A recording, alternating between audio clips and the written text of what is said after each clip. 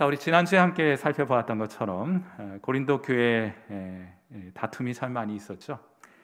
교회에 다툼이 없으면 참 좋겠다 이렇게 생각하시겠지만은 여러분, 어디 죄인들이 모여 있는 곳인데 그런 일이 있을 수 있겠습니까? 가장 사랑하는 남자와 여자가 만나 한 가정을 이루어도 다툼이 있기 마련 아니겠어요? 어쩌면 다툼이라는 것은 지극히 당연한 현상일 줄 모르겠습니다. 그러나 정작 중요한 것은 다툼이 있느냐 아니면 다툼이 존재하지 않느냐 하는 것이 중요한 것이기보다는 오히려 그러한 문제가 발생했을 때 교인들이 어떻게 그 문제에 반응하느냐 하는 것이 훨씬 더 실천적으로 중요한 것이 아닌가 하고 생각합니다. 자, 결론은 지난주에 함께 살펴본 내용의 결론은 교회의 문제는 다투어 해결되는 것이 아니라 누군가 차라리 손해를 봄으로써 해결된다 하는 것이 지난주 우리 함께 읽었던 본문의 결론이었습니다. 누가 손해를 보아야 하는 것입니까? 성숙한 교인이 그렇게 하는 것입니다. 그렇게 해도 됩니까? 됩니다. 걱정하지 마십시오. 하나님이 다 알고 계시고 하나님께서 주를 위하여 또 형제와 자매를 위하여 여러분이 손해를 선택하시게 되면 그 손해 하나님이 갚아주시겠다는 거예요. 그러니 여러분 성숙한 교인이 되어서 품어주시고 또 손해보시고 용납해 주시는, 그리하여 교회를 튼튼히 또 건강히 세워가시는 귀한 은혜가 여러분과 또 우리 모두에게 있게 되기를 주님의 이름으로 축원해 드립니다. 자, 이제 오늘 본문에서 다시 바울은 음행의 문제로 돌아옵니다. 우리 고린도전서 5장에서는 이미 이런 문제를 다룬 바 있죠. 자기 아버지의 아내를 취한 교인이 있었는데 교회가 거기에 대해서 적절히 반응하지 못했던 음행의 주제를 다루게 되었는데, 오늘 본문에서는 보다 고린도 지역에 당시 만연해 있었고 또한 고린도 교회 안에까지 깊이 스며든 음행의 문제를 사도 바울이 본격적으로 다루게 됩니다. 오늘 제가 여러분과 함께 나누게 될 설교의 요점은 세 가지입니다. 그 첫 번째 요점은 이것입니다. 그리스도인은 사실상 무한한 자유를 가졌다 하는 거예요. 아무거나 하셔도 괜찮아요. 고린도전서 6장 12절 말씀 같이 한번 보겠습니다. 모든 것이 내게 가하나 다 유익한 것이 아니요 모든 것이 내게 가하나 내가 무엇에든지 얽매이지 아니하리라 하는 말씀이 있는데, 여러분 이 구절에는 고린도 교인들의 주장과 사도 바울의 반론이 함께 혼재되어 있습니다. 고린도 교회 교인들의 일부는 교인 중에 일부는 그리스도인에게는 무한한 자유가 있다 하고 주장했어요. 그래서 지금 읽은 고린도전서 6장 12절 말씀에 모든 것이 내게 가하다 하고 주장했던 것은 고린도 교인들이에요. 또 그 뒤쪽에 모든 것이 내게 가하다라고 다시 한번 말하는 것은 고린도 교인들입니다. 그런데 사도 바울은 말하는 거예요. 맞다, 모든 것이 가하다. 그러나 모든 것이 유익한 것은 아니다 하고 반론을 하고 있는 것입니다. 내부적인 논리는 이렇습니다. 여러분, 우리는 선행으로 구원받지 못합니다. 여러분이 아무리 많이 착한 행실을 한다 할지라도 구원받기에는 충분하지 않은 거예요. 우리는 오직 예수 그리스도를 믿는 믿음으로 구원을 받습니다. 여기까지는 문제가 없죠. 이들도 잘 복음을 이해했습니다.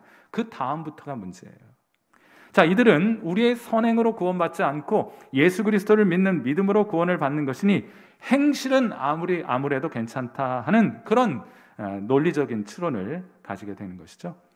우리가 이걸 했기 때문에 구원받는 것도 아니고 이걸 하지 않았기 때문에 구원받는 것도 아니라면 이것저것 하는 것이 우리의 구원과 아무런 상관이 없는 것이 아니냐 하고 이해하게 된 것입니다. 여러분, 이 말 맞습니까? 맞아요. 여기까지는 맞습니다. 하지만 그렇기 때문에 아무 것이나 해도 된다고 주장한다면 그때부터는 틀린 거예요. 우리는 우리의 선한 행실로 구원받지 않습니다. 오직 예수님 믿는 믿음으로 구원받게 돼요. 그러니 사실 우리가 무엇을 하든지 그것이 우리의 구원과 크게 관련은 없다. 거기까지는 맞습니다. 그렇기 때문에 아무 것이나 해도 된다라고 말한다면 그때부터는 오류가 발생하기 시작하는 거예요. 자, 그런데 제가 그 내용은 잠시 후에 다시 한번 살펴보겠고, 그런데 사실 여러분이 복음을 제대로 들으면, 그리고 복음이 온전히 그리고 제대로 선포되면 이런 반응이 나오는 것이 지극히 당연한 것이에요. 사도 바울은 복음을 전하는 곳마다 이런 질문 앞에 직면하게 되었습니다. 로마서 6장 15절에 이런 말씀이 있어요. 그런즉 어찌하리요? 우리가 법 아래에 있지 아니하고 은혜 아래에 있으니 죄를 지으려 하는 그런 질문을 사도 바울은 가는 곳마다 복음을 전한 곳마다 듣게 돼요. 은혜로 구원받게 되니 그러면 죄는 마음대로 지어도 된다는 말이냐 하는 것입니다. 자, 사도 바울의 답변은 무엇입니까? 그럴 수 없느니라. 여러분, 왜 그럴 수 없습니까? 아무 것이나 할 수 있지만 성도는 아무 것이나 하지는 않습니다. 이것이 사도 바울의 논지예요. 아무거나 할 수 있어요. 그러나 아무거나 하지는 않습니다. 왜냐하면 하나님께서 저와 여러분에게 주신 구원에는 목적과 방향이 있기 때문이에요. 제가 자주 여러분에게 손양원 목사님에 관한 일화와 또 예화를 자주 들려드리게 되는데, 하나님의 구원이 한 성도의 삶 속에 이처럼 구체적으로 표현된 다른 예를 제가 잘 알지 못하기 때문입니다. 손양원 목사님의 두 아들은 여순 반란 사건 때 좌경 사상에 빠진 한 청년에 의해 아주 무자비하게 살해를 당하게 됩니다. 이 얼마나 청천벽력 같은 소식을 듣게 된 것입니까? 그런데 반란이 진압된 후에 이 두 아들을 죽였던 이 청년이 이번엔 우익 청년들에게 체포가 되었어요. 이 청년은 자신의 죽음을 직감하고서는 그렇게 지나가는 사람들에게 살려달라고 아무나 붙잡고 제발 나 좀 살려달라고 그렇게 애걸복걸을 하더래요. 다른 사람 죽이기는 참 쉽게 죽여도 자기는 죽기 싫었던 모양입니다. 이 소식을 듣고 손양원 목사님 이 청년의 구명운동을 펼치게 되죠. 그리하여 이 청년은 실제로 사형장으로 끌려가다가 겨우 거기서 가까스로 구사일생하여 석방됩니다. 그런데 이야기가 거기서 끝나지 않죠. 손 목사님은 용서만 가지고서는 안 된다고 말씀하셨습니다. 하나님이 원수도 사랑하라 하셨으니 이를 위해 이 청년을 입양해 아들 삼겠다 하셨어요. 여러분, 이것이 구원입니다. 사형 선고를 받은 자 용서하고 석방시켜주는 것이 구원이고, 더 나아가야 해요. 구원은 그를 아들 삼는 것까지 포함해서 구원입니다. 이렇게 구원을 경험한 이 청년이 나중에 손 목사님께 편지를 보내왔어요. 어떻게 시작하는 글인가 하면 이렇게 시작합니다. 아버님께, 하나님의 사랑을 받아 죽었던 자리에서 다시 중생하고 보니 이제 비로소 하나님과 예수님의 사랑을 알게 되었습니다. 이제 죽도록 하나님을 영화롭게 하여야 하겠습니다. 소자는 십자가를 원하지는 않습니다만 제 앞에 닥쳐올 때는 남에게 떠넘기지 않고 제가 담당하여 십자가를 지고 예수 뒤를 따라가겠습니다 하는 그런 글을 이 손양원 목사님 아버지에게 그 글을 편지를 적어 보내주었던 거예요. 사랑하는 성도 여러분, 하나님의 아들이 우리의 죄와 허물 때문에 죽으셨습니다. 우리가 그를 십자가에 못 박은 것입니다. 우리가 예수 죽인 죄인들입니다. 그런데 하나님이 그런 우리를 용서하셨습니다. 영원한 사망에서 우리를 건져내셨습니다. 그리고 그것도 모자라 우리를 그분의 아들과 딸로 입양해 주셨습니다. 우리를 하나님의 자녀 삼아 주신 것이에요. 그리고 그 자녀들을 향하여 이렇게 가르쳐 주셨습니다. 마태복음 6장 9절 말씀, 이런 말씀이 있어요. 그러므로 너희는 이렇게 기도하라. 하늘에 계신 우리 아버지여, 이름이 거룩히 여김을 받으시오며. 여러분, 주님께서 제자들에게, 구원받은 성도들에게 기도를 가르쳐 주셨을 때 이 기도가 어떻게 시작합니까? 하늘에 계신 우리 아버지여 하고 시작해요. 그건 마치 입양된 청년이 손 목사님을 아버님 하고 부르면서 그의 편지를 시작했던 것과 마찬가지 아니겠습니까? 여러분, 구원이란 그런 것입니다. 기도의 자리에서 우리가 하나님을 아버지 하고 부르는 것이 구원이에요. 구원 복잡하게 설명할 것 없습니다. 저에게 가장 간단하게 설명하라고 한다면 기도의 자리에 나아가 하늘에 계신 그분을 하나님 하늘에 계신 나의 아버지여 하고 부르는 것이 구원이라고 믿어요. 사랑하는 성도 여러분, 하나님은 하나님과의 친밀한 사귐을 위해서 저와 여러분을 구원해 주셨습니다. 구원에는 방향이 있는 거예요. 그리스도 안에 있는 우리는 이미 구원받았습니다. 그러므로 사실 우리는 아무거나 해도 돼요. 그러나 나무가 아무 방향으로나 가지를 뻗지 않는 것처럼 성도는 아무 것이나 하지는 않습니다. 우리가 무엇을 해도 구원을 잃어버리지는 않습니다. 그러나 주님과의 친밀함은 잃어버릴 수 있기 때문이에요. 사랑하는 성도 여러분, 하나님께서 저와 여러분 왜 구원하셨습니까? 기도의 자리에서 여러분 만나시기 위해서요. 기도의 자리에서 그분을 하나님 아버지 하고 부르시는 그 한 소리 듣고자 하여 하나님 저와 여러분을 구원해 주셨습니다. 그러므로 하나님께서 기대하시는 것처럼 하나님과 친밀한 사귐을 누려 살아가시는, 하나님 우리에게 주신 그 구원을 경험하시며 살아가시는 귀한 은혜가 저와 여러분에게 있게 되기를 주님의 이름으로 축원해 드립니다. 이것이 오늘 설교의 첫 번째 요점이에요. 성도는 무한 자유를 가지고 있다. 자, 두 번째로 제한되지 않는 자유는 참된 자유가 아니다 하는 것이 두 번째 요점이에요. 자, 고린도전서 6장 13절 말씀을 우리 같이 한번 읽어보겠습니다. 같이 읽죠. 시작. 음식은 배를 위하여 있고 배는 음식을 위하여 있으나 하나님은 이것저것을 다 폐하시리라. 몸은 음란을 위하여 있지 않고 오직 주를 위하여 있으며 주는 몸을 위하여 계시느니라. 여기 이 구절의 전반부 역시 고린도 교인들의 주장입니다.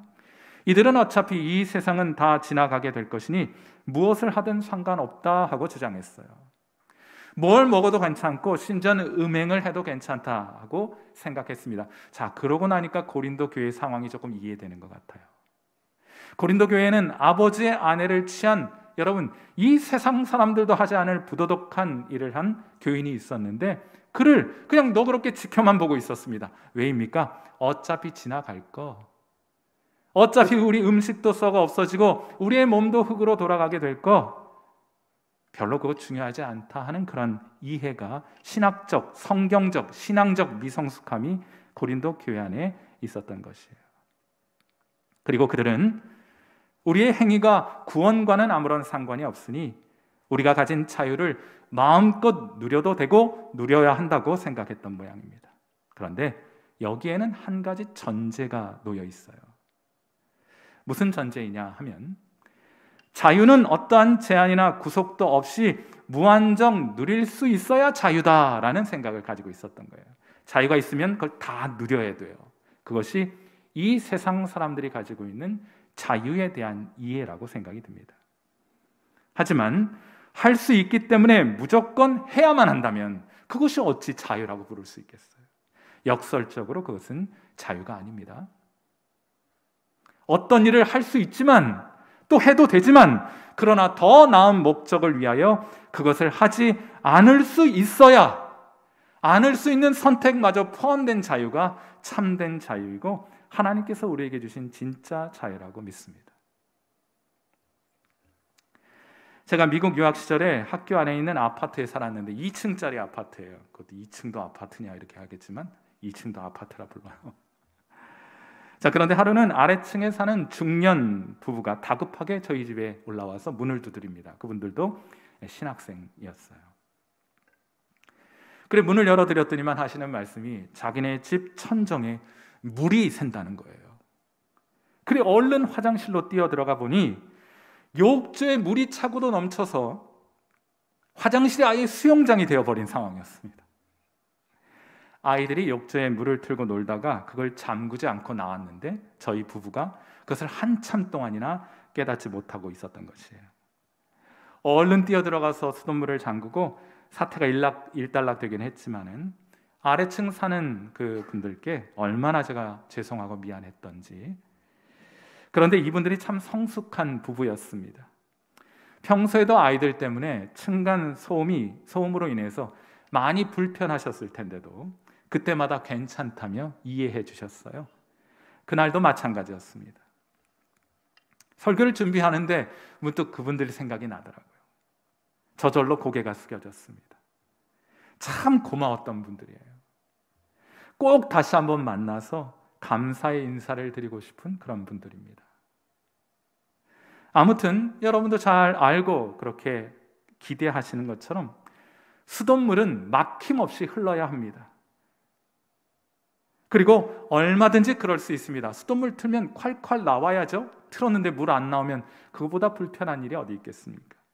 하지만 수돗물이 유익한 것이 되기 위해서는 언제나 수도꼭지에 의해서 제어될 수 있어야 합니다. 멈추어야 할 때 멈출 수 있어야 한다는 것이에요. 그리스도인의 자유도 마찬가지입니다. 수도꼭지가 없는 수도를 생각할 수 없고 브레이크가 없는 자동차를 생각할 수 없듯이 제어되지 않는 자유는 참된 자유가 아닙니다. 그건 유익하지 못할 뿐만 아니라 심지어는 위험하기까지 한 것이에요. 하나님은 사실상 저와 여러분 성도에게 무한한 자유를 주셨습니다. 그렇게 해도 되고 저렇게 해도 돼요. 그러한 의미에서 고린도 교인들의 주장이 맞습니다. 옳습니다. 하지만 성숙한 성도는 그렇게 하지는 않아요. 자유의 수도꼭지를 틀어야 할 때와 잠궈야 할 때를 정확하게 분별해야 아는 것이 성숙함입니다. 언제 틀고 언제 잠가야 하느냐. 고린도전서 6장 13절을 다시 한번 보시겠습니다. 우리가 언제 그 자유의 엑셀레이터를 끝까지 밟아야 하느냐, 언제 수도꼭지를 콸콸 틀도록 열어놓아야 하느냐. 고린도전서 6장 13절에 힌트가 있습니다. 음식은 배를 위하여 있고 배는 음식을 위하여 있으나 하나님은 이것저것을 다 폐하시리라. 몸은 음란을 위하여 있지 않고 오직 주를 위하여 있으며 주는 몸을 위하여 계시느니라. 사랑하는 성도 여러분, 성도는 언제 자유의 엑셀을 밟는 것입니까? 그것이 주님을 위한 것이라고 판단될 때, 그때 자유의 엑셀을 밟아 무한질주해 가야 하는 것이고, 그것이 주님의 영광인 것을 알게 될 때 자유의 수도꼭지를 열어 콸콸 흐르게 해야 하는 것이에요. 매년 12월 달이 되면, 겨울철이 되면 딸랑딸랑 구세군 알고 계시죠? 구세군의 창설자는 윌리엄 부스라는 분이십니다. 그런데 이분이 80세가 되던 어느 날 시력이 갑자기 나빠지는 것을 느끼게 되었어요. 그래서 병원에 가서 이제 검사를 해보았더니 곧 시력을 잃게 될 것이라는 진단을 받게 됩니다. 이 통보를 그의 아들이 먼저 받고 아버지에게 조심스럽게 이야기를 건네요. 아버지, 의사 선생님은 아버지가 곧 시력을 잃게 될 거라고 하시네요. 그러자 윌리엄 부스가 이렇게 대답합니다. 지금까지 두 눈을 가지고 주님을 섬겼는데 이제부터는 두 눈 없이 주님을 섬길 채비를 해야겠구나 하고 대답을 하더래요. 여러분, 평생 주님 섬기다가 건강 이 정도 되면 그만 쉬어도 됩니다. 누가 뭘 한답니까? 하지만 윌리엄 부스는 그렇게 하지 않기로 선택했어요. 시력을 잃고서라도 이 땅에서의 마지막 순간까지 주님 섬기기로 자유롭게 선택한 것입니다. 주님을 위해 자유의 엑셀을 끝까지 밟기로 선택한 것이에요. 우리 교회 한 집사님 자녀 중 하나가 아파서 장애를 가지게 되었어요. 이 집사님이 이렇게 기도했노라고 간증하십니다. 하나님, 건강하면 건강한 대로 이 아들 사용하시고 장애가 있다면 장애를 가진 채로 하나님 이 아들 사용하여 주옵소서 하고 그렇게 기도하셨다는 거예요. 여러분, 저는 이런 고백 들으면 막 가슴이, 심장이 막 두근두근합니다. 사랑하는 성도 여러분, 그리스도 예수 안에서 자유하십시오. 그 어느 것도 여러분을 정죄하여 하나님의 구원의 손길에서 떨어뜨리게 할 것은 아무것도 있지 않습니다. 자유하십시오. 이것을 해도 되고 저것을 해도 괜찮습니다. 다만 하나님께서 저와 여러분에게 주신 그 무한 자유를 주님을 위해 사용하실 수 있는 귀한 지혜가 저와 여러분에게 있게 되기를 주님의 이름으로 축원해 드립니다. 주님을 위해 엑셀을 밟으십시오. 주님의 영광을 위해 우리의 신앙의 수도꼭지를 활짝 열어 한 방울도 남기지 않고 주님을 위해 다 쏟아 부을 수 있는 그런 귀한 은혜가 저와 여러분에게 있게 되기를 주님의 이름으로 축원해 드립니다. 우리가 언제 자유의 엑셀을 밟아야 하는 것이냐? 주님을 위하여 그렇게 하셔야 돼요. 자, 그럼 언제 브레이크를 밟아야 하느냐? 언제 우리의 자유는 제한되고 구속되어야 하느냐? 마지막 요점인데 우리의 자유는 음행에 대하여 마땅히 제한되어야 합니다. 고린도전서 6장 18절 말씀 우리 같이 한번 읽어보죠. 같이 읽습니다. 시작. 음행을 피하라. 사람이 범하는 죄마다 몸 밖에 있거니와 음행하는 자는 자기 몸의 죄를 범하느니라.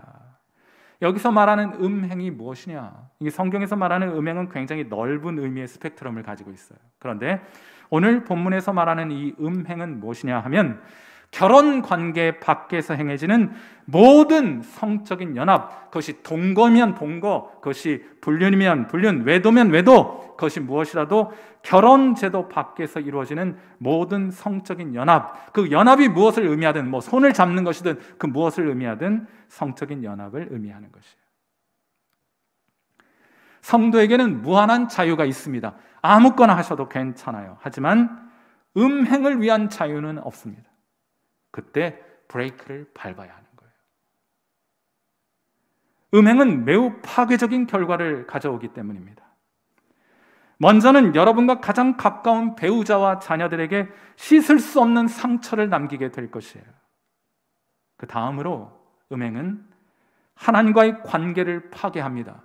음행을 했다고 해서 여러분이 구원을 잃어버리지는 않을지 모르겠습니다. 그러나 여러분은 하나님과의 친밀함을 잃어버리게 될 것이에요. 음행의 달콤한 유혹을 즐기고 누리면서 하나님과 친밀한 사귐을 누릴 수 있는 방법을 성경은 알지 못합니다.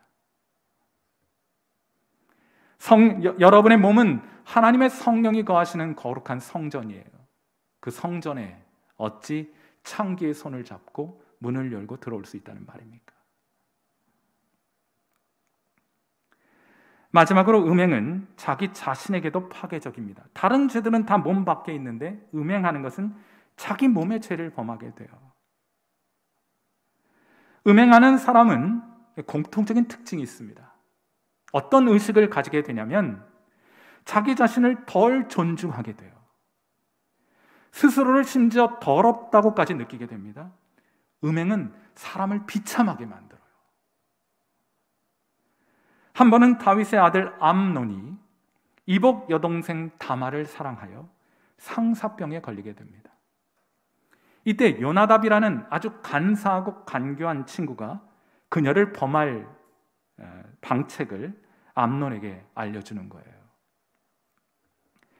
꾀병을 부려 아픈 척을 한 후에 다말에게 병수발을 부탁하고 그렇게 홀로 있을 때 그녀를 범하게 한 것입니다. 그런데 흥미로운 것은 이 일이 있고 나서 벌어지는 암논이 다말에게 보인 태도와 행동이 매우 흥미로워요. 우리 사무엘하 13장 15절을 한번 보겠습니다.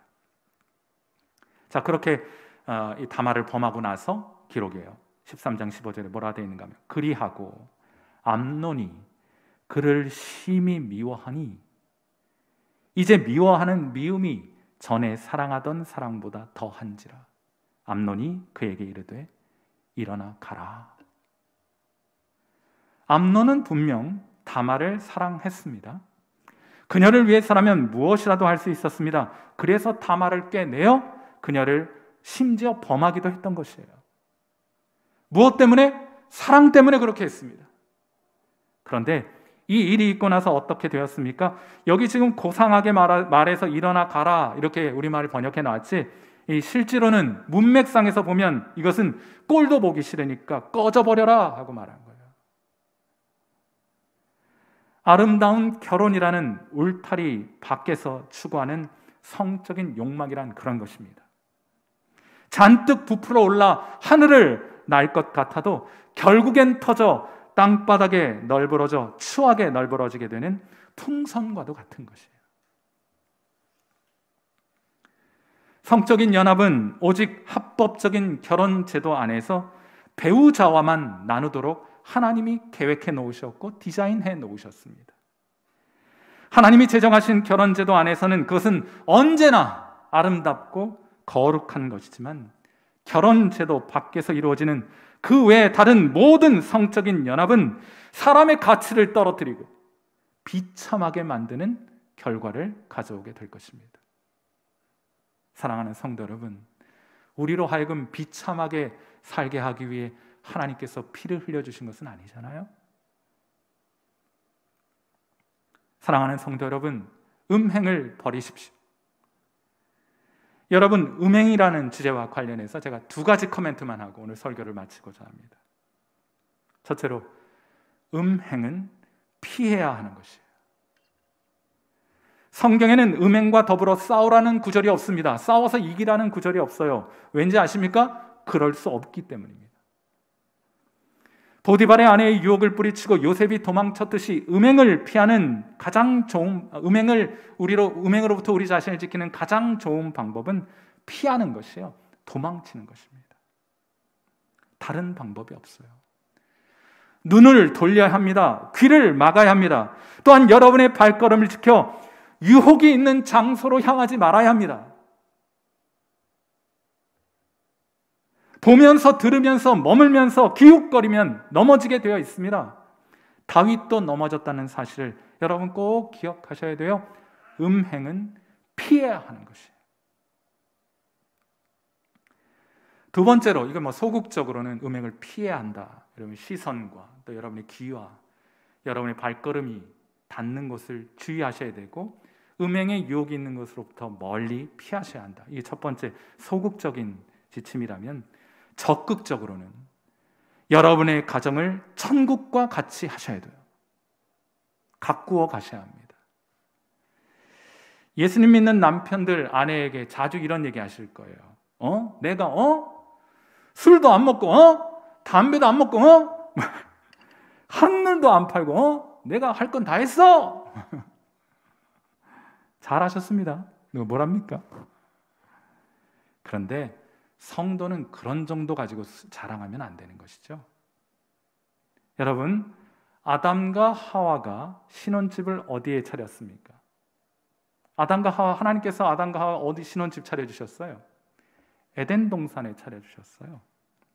가정은 천국과 같은 곳이 되어야 한다는 뜻입니다. 아담과 하와는 에덴 동산에 머물면서 그 신혼집에 머물면서 부지런히 일했습니다. 그것은 가꾸어져야 한다는 것이에요. 오늘 댁으로 돌아가셔서 여러분의 남편과 아내에게 한번 여쭤보세요. 여러분의 자녀들에게 한번 여쭤보십시오. 우리의 가정은 천국과 같은가 하고 말이에요. 여러분의 가정을 천국과 같은 가정으로 만들어가기 위해 애쓰고 노력하지 않으면, 가꾸지 않으면 잡초가 무성해질 것이고 그 틈에 음행이라는 독초가 자라나게 될 것입니다. 반면에 여러분이 부지런히 여러분의 가정을 천국과 같은 가정 되기 위해 애쓰고 노력하고 가꾸어 가게 되면 그 에덴으로부터 강이 발원하여 온 땅을 적시게 될 텐데, 그 강이 닿는 곳마다 윤택하며 비옥하게 되어 풍성한 결실을 맺게 되는 귀한 은혜가 있게 될 것입니다. 부디 음행을 피하시고 주님과 친밀한 사귐을 누리실 뿐만 아니라 여러분의 가정을 천국과 같은 가정 이루어 가시는 귀한 성일교회 성도 여러분 되시기를 주님의 이름으로 축원해 드립니다. 함께 기도하겠습니다.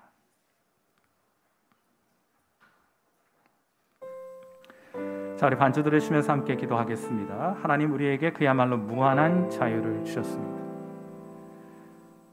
이것 하고 저것 하는 거에 따라서 여러분의 신분이 왔다 갔다 하지는 않아요. 하나님 주셨던 구원, 이거 했기 때문에 뺏어가고 그런 일 절대로 일어나지 않습니다. 대신 하나님께서 우리에게 주신 자유, 우리가 지혜롭게 사용해야 할 텐데, 하나님 우리에게 주신 자유로 마음껏 주님을 섬기는 데 사용하도록 그렇게 우리 하나님 앞에 기도합시다.